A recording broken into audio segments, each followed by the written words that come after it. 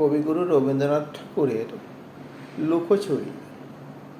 আমি যদি দুষ্টুমি করে চাঁপা গাছের চাপা হয়ে ফুটি, ভোরের বেলা মাগো ডালের পরে কচি পাতায় করি লুটোপুটি, তবে তুমি আমার কাছে হারো, তখন কি মা চিনতে আমায় পারো?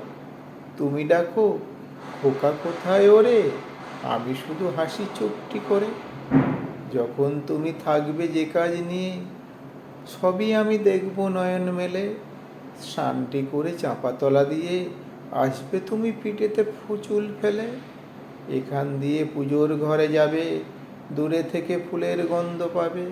তখন তুমি বুঝতে পারবে না সে তোমার খোকার গায়ের গন্ধ আসে। দুপুরবেলা মহাভারত হাতে বসবে তুমি সবার খাওয়া হলে। গাছের ছায়া ঘরের জানালাতে পড়বে এসে তোমার পিঠে কোলে।